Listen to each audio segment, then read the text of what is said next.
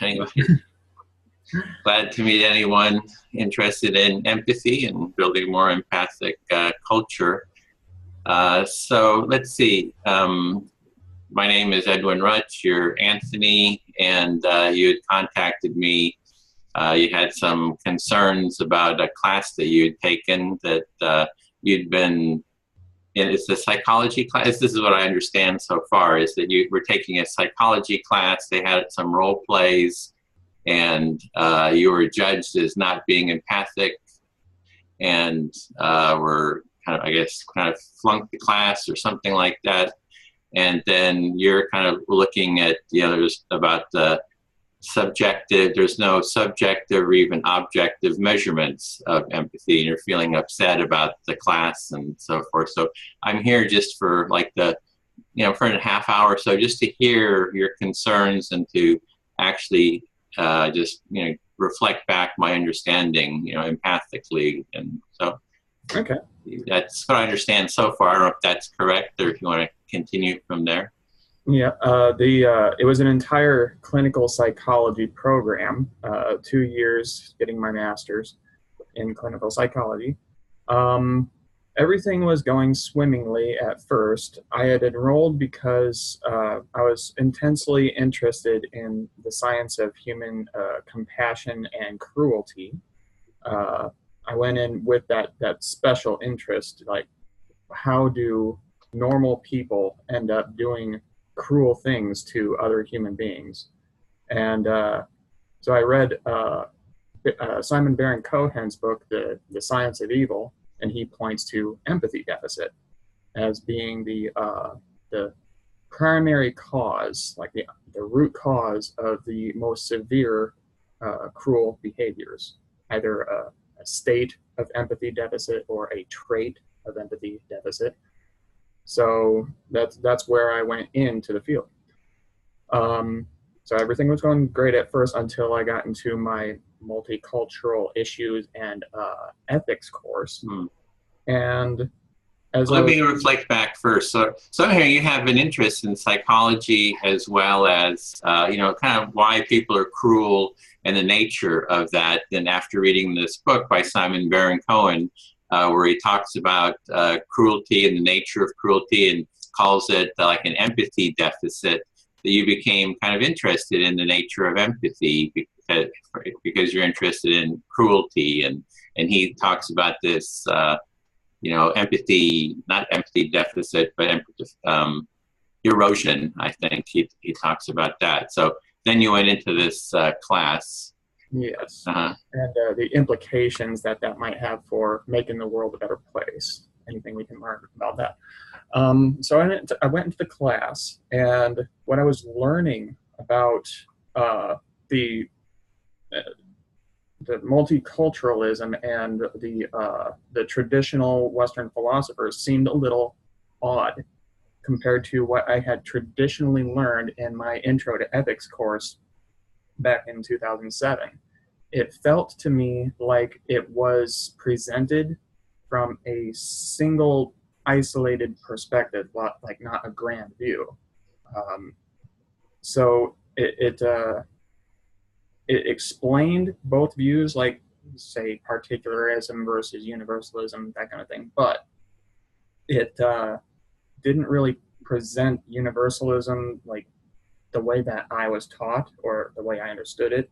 And it heralded particularism as an approach to securing fairness and justice and compassion for others. So it just, from that point on in my program, it just seemed like something was off. Like, yeah. So you took this class that was about diversity, is that right? It was, and then when you were starting to take, you just felt that something was off in the class because the way they were approaching it didn't it didn't have kind of a universal approach to it. It had something called particularism, but in general, you just felt I'm hearing you felt uncomfortable and something didn't seem right in the course. Yeah, the presentation felt a little odd. So I went through the program and I started digging a little bit and using my background class in social cognition and evolutionary psychology, I began to dig into Simon Baron-Cohen's empathizing systemizing theory. And I came to an idea of my own that of how empathy could have evolved in the first place. And I came to the idea that while I believe Simon Baron-Cohen's proposal that empathy deficit is the root cause of the most severe practices of human cruelty and disrespect for others, I submit that it is false attribution of empathy deficit that is the most prevalent cause of the empathy gaps and the disparities of understanding between each other. Okay, so what I'm hearing there is from reading Simon's book that you came up to an insight that it was sort of like judging people for being unempathic is itself kind of one of the biggest creators of an empathy gap. It's that judgment of the other not being empathic.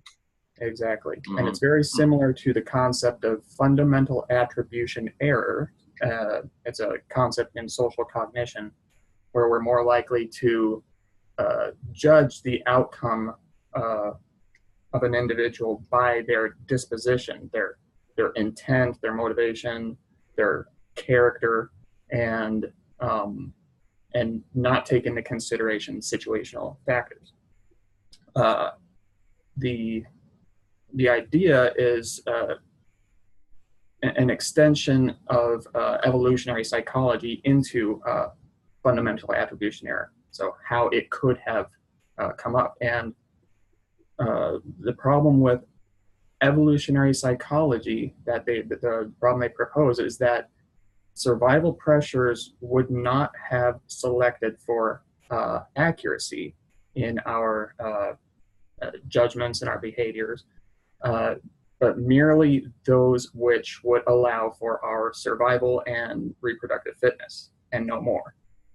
So survival pressures would not have selected for a mechanism that is predisposes us to accurate judgment of others. Okay, so you're saying that you're thinking that, you know, how did empathy evolve, you know, evolutionarily, and that I didn't quite understand it, but that evolutionary pressures wouldn't have developed, you know, accuracy. It was not the accuracy of your empathic understanding wasn't sort of evolutionary developed. It was some other aspect was kind of evolutionary designed for. I mean, the pressures created, and I didn't quite understand like what evolution designed for. Right. Or yeah. And I don't know to degree I should go into this because it's a complex theory that I'm working on, but the implications of it I found were that drawing upon that evolution would not have selected for our ability to make accurate empathic judgments. That would be something that would be preserved by culture, taught, learned over time from a basic rudimentary faculty like theory of mind and discomfort with emotional pain or something like that. But studying from there,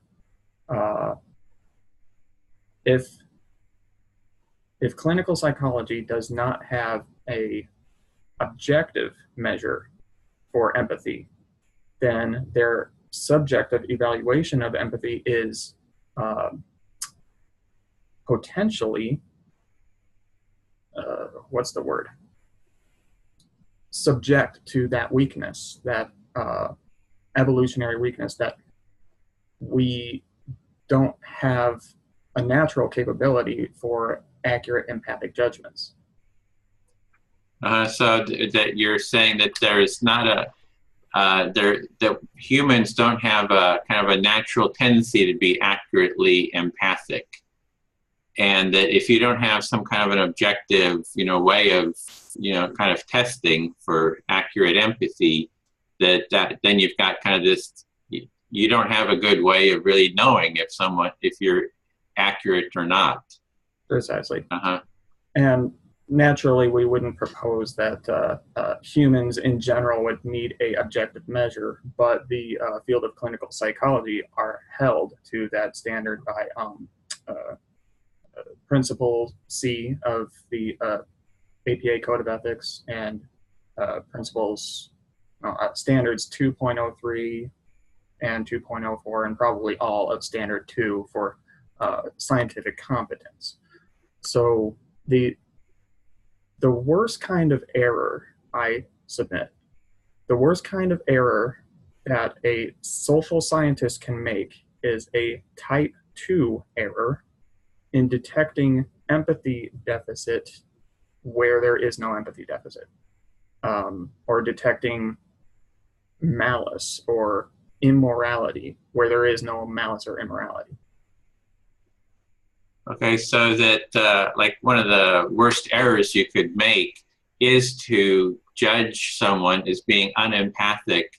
And this is like professionally, this is like within the professional field, one of the worst errors that this profession could do is to judge someone as being unempathic when they don't have any way of really measuring, mm-hmm. and even being inaccurate in their judgment that someone else is being unempathic. That's like, just a serious error and perhaps you're thinking it's like dangerous or harmful or something like that. Yes, especially if it turns out that the individual does in fact have empathy and they are moral and they don't have a lick of malice in them. Mm-hmm. That's a horrible judgment for a person to go through. Uh-huh. I supposed this in one term in a paper. The very next term, it actually happened to me. I was ejected from the clinical psychology program and put into just like an applied research program. And then after the fact, probably 6 months later, I went through a neurological evaluation, trying to figure out what's going on. And my neuropsychiatrist had judged me as having problems with empathy. He reflected, well, your interest in empathy probably makes a lot of sense due to, that you probably have problems with empathy. And I'm like, what? And because my diagnosis or what showed up on my results, empathy deficit is not a symptom of my results. So where he got empathy deficit was just like out of nowhere to me. He did not employ any measures of empathy, no interpersonal reactivity scale, no theory of mind judgment tasks, nothing. And the same thing happened with the evaluation with my social worker afterwards in a counseling session.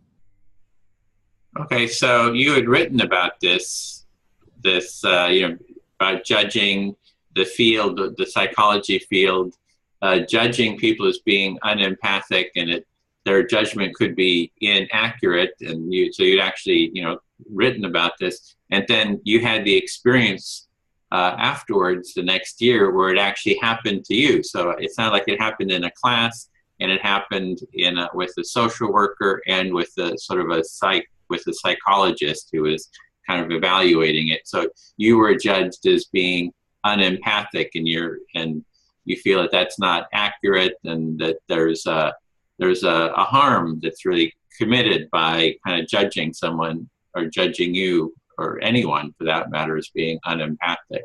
Yes, my entire life I've been told that I'm empathic. I've never harmed a single animal. I loved animals. I was very calm as a child, and since the judgments, I've been very subconscious about my interactions with others. I am, at the same time I'm interacting with others, I'm worried that Mm-hmm. am I being considerate enough? Am I, taking in the information that I need? Am I asking the questions, the probing questions and the Socratic approach that I should? And there's a high, what's called inter-rater variability in people's interactions with me. A lot of people think I'm a natural in the field, and I'm empathic, and I can even get into people's heads. And another set of people are off-put by my mannerisms, I guess, and that's understandable too. I've had flat affect ever since I was 5 years old. That really hasn't gone away. That's kind of a lifelong thing, and I think that people's gauge of whether or not someone is moral or immoral or capable of harm is geared towards emotionality and ability to express complex emotions. Okay, so what I'm getting there is that having had these judgments of you being unempathic is sort of create some discomfort in you, because you're always like self-consciousness. You're kind of self-conscious now when you're like being with others and trying to be listen or be empathic with them, but that judgment has caused that self-consciousness, and that you're going back saying that your personal affect has been sort of flat, and that's just how you've been for your life, and that so that was kind of what I was getting so far, and that's just one of the your attributes that you're aware of. And no, there's some people who are put off by maybe your affect, and some aren't. So some people see you as being very empathic. You're just seeing there's these two different kind of experiences that different people have. Right. And I'll add that my account is anecdotal. It's not evidence that this is actually going on in the field. But it's odd that I saw it coming. Mm-hmm. But nevertheless, it's anecdotal. I don't purport that my experience constitutes as evidence that is actually a problem, but I do propose that the field of clinical psychology does need to be held scientifically accountable to that judgment, that diagnosis of empathy deficit, and they are held highly accountable to the diagnosis of antisocial personality disorder. It cannot be diagnosed until age of 18, and up until that point, it can only be diagnosed as a conduct disorder. But it just seems like empathy deficit is kind of like a free-for-all, like attribution. Like if they feel that there's an empathy deficit there, they can go ahead and say it. And I don't think that they are actually aware of the damage that can do if it's false. Mm-hmm. Yeah. So this is what you're really talking about is within the field of clinical psychology is what I'm hearing, that there's like different evaluations of people, they have different terms, and then there are certain standards for having those terms. Mm-hmm. And what I'm hearing is that they started using this empathy deficit term, and there's like no criteria for what that even means within this field of clinical psychology, and this lack of clear definition or clear measurements or clear standards, and it's just kind of being thrown out there.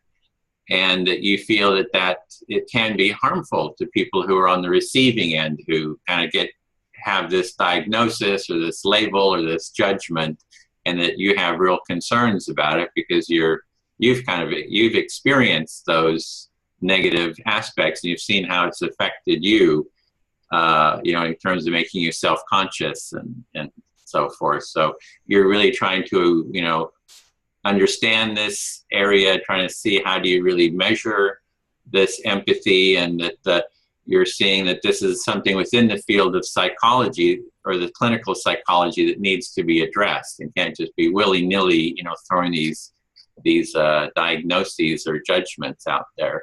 Exactly, especially pertaining to empathy deficit, because not only Simon Baron-Cohen has empirically validated this, but it is, I believe it's implicitly felt in the lay people's domain that there is a significant overlap between empathy and moral behavior, moral conduct, and respect towards others. And so you hear it off and on, praises sung of empathy. People don't understand what it is. They can't really distinguish between care and compassion and sympathy and empathy and nurturing. It's all just kind of the same thing, but the overall understanding is that they're directly linked with moral behavior. So if they're throwing around empathy deficit without objective measures, they're essentially calling a person immoral or a jerk or perhaps even evil without a clear empirical basis. Mm-hmm. So because empathy within the society is sort of associated with, all these positive feelings of care, of compassion, of kindness, and in a sense with morality in general, that when someone is judged as being unempathic, it's sort of saying like you're immoral, and that means that you could be evil, you could be a jerk, there's all this, just that judgment of being unempathic has a whole context of kind of negativity sort of associated with it. And so it's very destructive. It could be very destructive to someone to be put into that, as well as other people might start judging them too as being, hey, this person is an immoral person. So. Mm-hmm. Yep. So that's basically the gist of my experience and my obsession with empathy ever since it happened. I was highly interested in it beforehand, but then afterwards I just went full bore with this whole empathology thing. Okay. So you were what I'm hearing is you were already kind of interested in empathy before all this happened, especially in terms of understanding, cruelty and kind of the nature of cruelty. But now, once you start getting this judgment, it's like you really become interested in this whole idea and the value of empathy. What does it mean? And really trying to kind of understand this and get more clarity about it and really dig into it. So it's become a big part of your life now to understand empathy. Yep. That's about sums it up, the experience. Do you have any questions? Yeah, well, I could say, do you feel heard? Do you feel like I understood, or what your empathic responses are top notch. Okay, so you feel heard is what I'm hearing. So, I guess it's like, where do you see going forward with this? What do you see as kind of your next steps, and where do you want to go with this work and your quest, I guess, to? Well, I'm all about root cause, empathy being the root cause of human evil. And now I'm on to the next step of what's the root cause of empathy? How did it evolve? How does it develop over the course of a lifetime? Where does empathy deficit come from? And so I got to, I guess, pick a program or a course that would most rudimentary get to that root cause. I'm told computational neuroscience would probably be a good possible start to look into, but I haven't really looked into it yet because I've just been kind of obsessing in my own literature review. So just putting together my models of the empathy circuit and what differences there might be between different personalities and orientations in their approaches to empathy and what might be contributing to empathy gaps. Okay, so what I'm hearing there is you're kind of looking for the direction to go to get clarity about the nature of an empathy deficit or an empathy gap. And you've been thinking about neuroscience. Like, it's like, I guess you want to get to the root cause is what I hear. It's like, you know, what is the core cause for this lack of empathy in people? And, you know, you're kind of looking for, you know, maybe the neuroscience you can get, you know, find it in there. And so it's just, it sounds like you're not sure yet, but still looking. Mm-hmm. Yeah, absolutely. So, yeah. Okay. Trying to think if there's anything else I wanted to. Yeah, so that's when I sent out the message to the NBCEC it's kind of like a beacon of like a distress call, like, hey guys, this is a problem, and I don't know who to tell. Oh, Mm-hmm. So it's like, you like to address this within the clinical psychology field, and you're seeing this is like a problem, and you'd like to raise it within the field, and you're not sure, like, how do you kind of raise it within the field? There's a problem in the field itself of kind of operating in isolation from every other field of psychology, especially evolutionary psychology and social cognition. And but I'm not sure to what degree that's a problem from my learnings in my master's program. But looking at the philosophy of psychiatry and reading on what's called the minimal interpretation model of the medical model, they're not really interested in root cause, like down to the biological core of diagnoses. They're more interested in observable symptoms. So their diagnosis of what's going on inside the brain is little more than a collection of symptoms that tend to group together.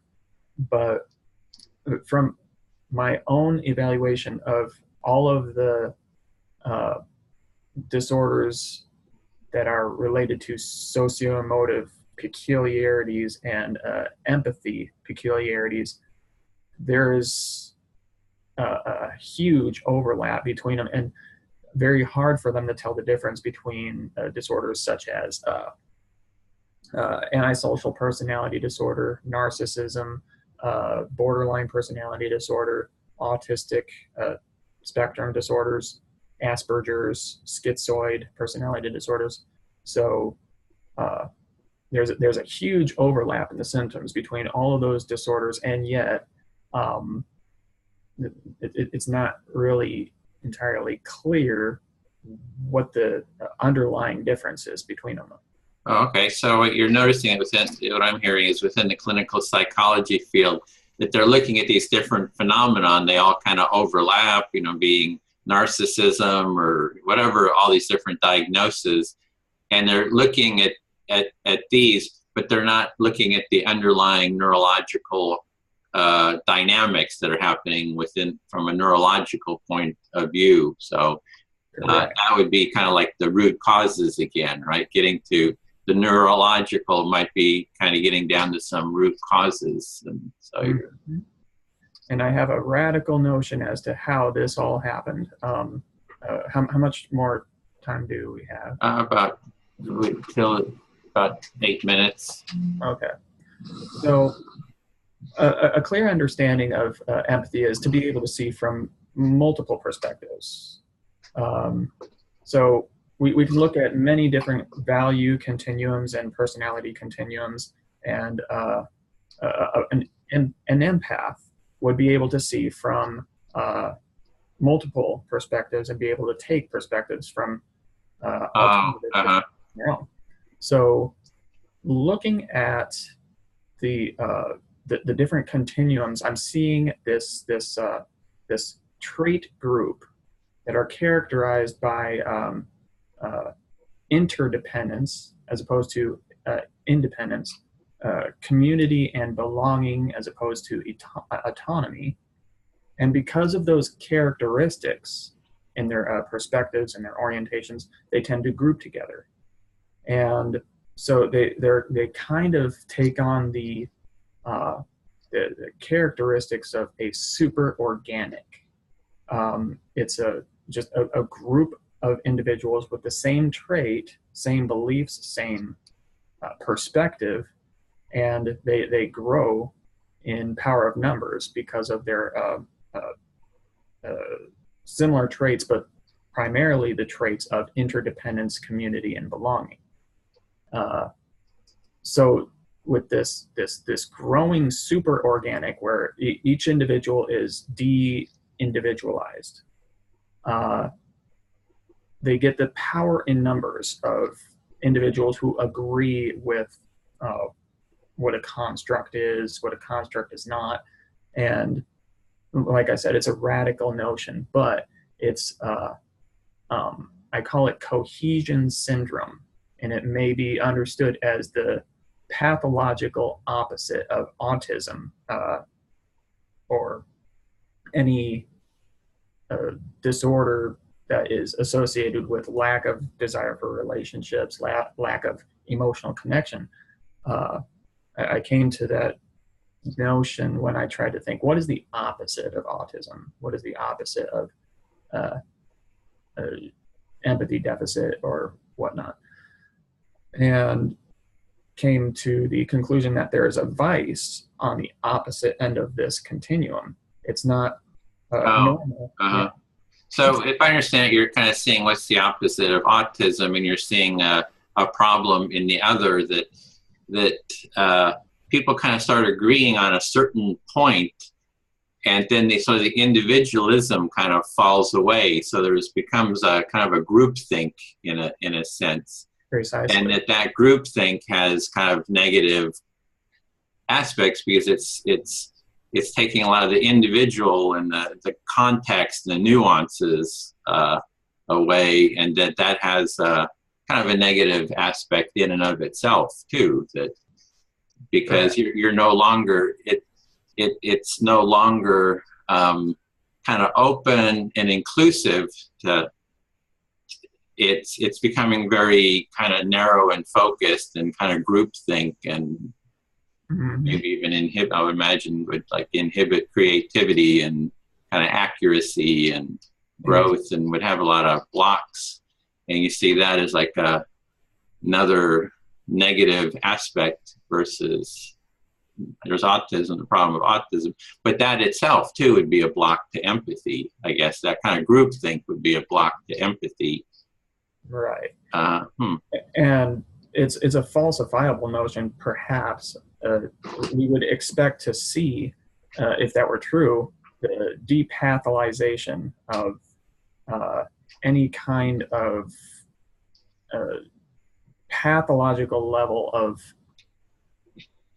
interest or need for social emotional connection and relationships, and a pathologization and symptomization of the opposite, of individuality and autonomy.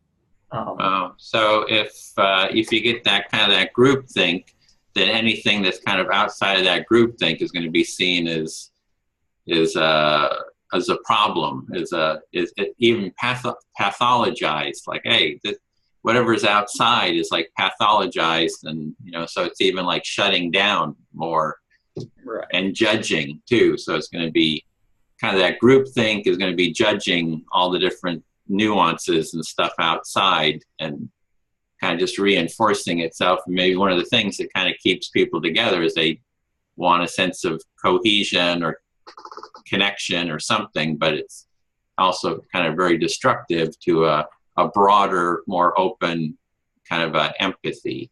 Spot on. Yes. Yeah. We do see a hint at this phenomena happening over the course of history. It's not really given a solid name, but an extreme example would be the Bolshevik Revolution of Russia. Um, the the group coming together and attacking its own infrastructure without really understanding what. Well, you know what? That might be a kind of a non sequitur. I think probably there's a little bit to fill in there before I jump to that point. But we do see this tendency for a group to get together in its traits and start to just dissolve the infrastructure that supports it, I guess. Well, before we go there, kind of deeper into that, since we're kind of running out of the half hour, is where do you think it would be good to go next? Like, this is sort of like what I would call a pre-circle, like just listening to you, empathizing with you. You know, I haven't really brought, you know, my own views so much into it, just bringing my intention for empathic connection and listening. And then kind of the next step I see is having a clear topic that we have a mutual empathic dialogue about it. And so I think it seems what I was hearing that the main kind of issue is that you were told that you didn't have empathy. I mean, that's kind of like the core of it. Within the clinical psychology field, you were told that you didn't have empathy. Mm-hmm. Is that kind of the crux of the issue? That is the definition of the problem. Okay. Or that's the experience. That's like the core experience that kind of set off a lot of different. So one thing could be is we have a empathy circle around that topic of you know, what does it mean? You know, what that experience, and we have like a mutual dialogue, or even have others too kind of join into. You know, being told that you don't have empathy, and then, you know, what's up about that? You know, what comes to everyone's mind? And we use a mutual empathic dialogue process, the empathy circle, where, you know, each person gets to share. They select who they speak to. That person reflects back their understanding of what's been said till the speaker feels heard, and then the listener then gets to select who they speak to, and they get heard, and we kind of go around. So that's kind of like the empathy. I don't know if you saw the empathy circle description, but that's kind of the process. Okay. I can send you the link to that, and that would be maybe like the next step. We could do it together, or we could bring in a couple other people if you know others that might be interested in this.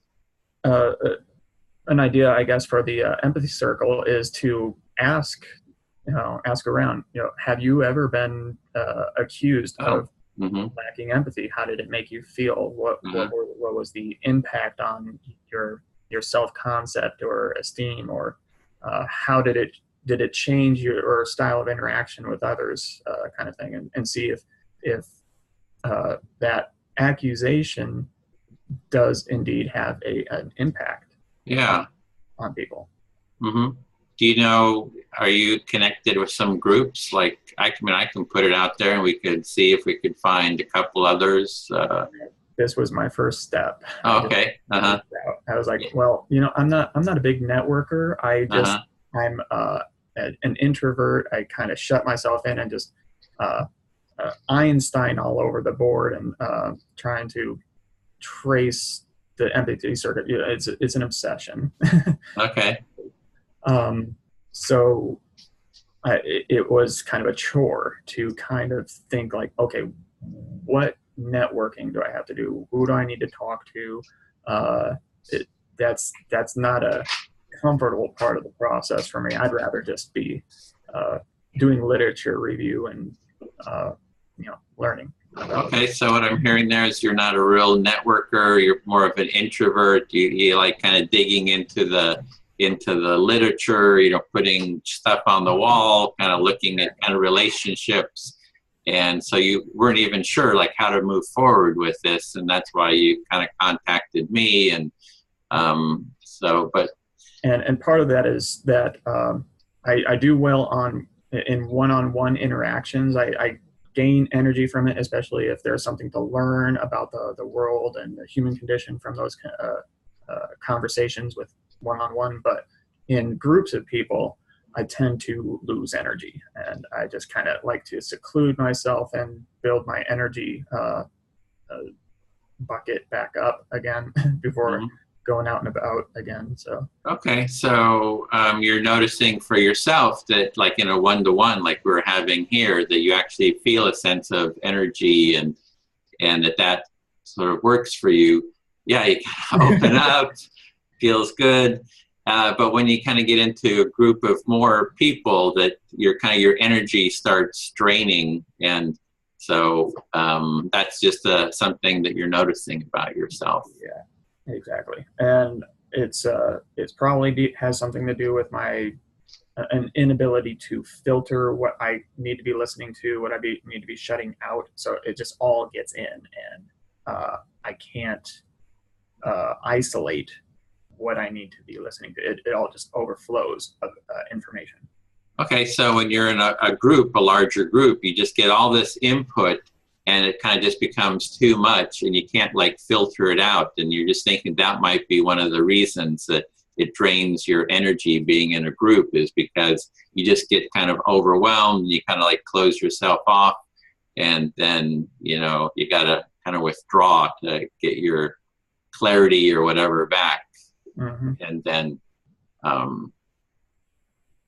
and is that, I don't know, is that it? Yes, I kind of I wasn't sure if I got that right. I was thinking, okay, the accuracy of all that, just doing the internal checklist thing. It was accurate. Okay. Well, the empathy circle is a more structured, you know, dialogue. It's like, you know, each person speaks, they get a reflection. So I would say, you know, maybe one or two others and we posed that question. You said, have you ever been judged and about being unempathic? And let's discuss that. So I can put it out there, and, you know, it might be a week or two before we, you know, find someone, but it's an interesting topic. So I would, yeah, I'm like, I mean, I've been judged as being unempathic, so it's like, so. Then my partner says it all the time. She says, "You talk about empathy all the time, but you're unempathic towards me." and I read this article on female privilege, and one of the listed items was women don't have to deal with being told that they're unempathic. It's just basically an assumption of them that they automatically have empathy because they're a girl. Yeah, yeah. You're talking about, you're bringing up a whole topic of, you're bringing up this whole diversity training stuff and all kinds of stuff in there that I've seen. I had a empathy circle with James Damore. I don't know if you know him. He's the Google person. He wrote about, you know, diversity training at Google, and he was fired from Google, and it's kind of created this whole hornet's nest of issues. I heard about that. Oh my God, yeah. Okay. Yeah, so I did an empathy circle with him, a couple of them, and it's kind of like similar issues. It's like within diversity training, you know, he was feeling judged. He was feeling like his voice wasn't heard, and so it's tapping into a lot of different threads. So. Oh, I'm well aware. I've done empathy evaluations of different political affiliations, and drawing upon the work of Jonathan Haidt. He's a moral psychologist. I know of him, sure. So yeah, I've got a whole bunch of hypotheses on that too. Okay, well, let's end the call now, and we'll just stay in contact via email, see if we can find a couple more people and do an empathy circle around it. If you want to take any notes of what, you know, maybe even frame the question or something, if you want to send that to me, then it might take a couple weeks to find, you know, a couple people and schedule, you know, the call. But I find it I've enjoyed, you know, just hearing and empathizing with you and hearing your point of view, and look forward to, kind of taking the next step, because I think it's, I think others would benefit from this too, just hearing it and the whole discussion, Awesome. Yeah. Okay. Okay. Well,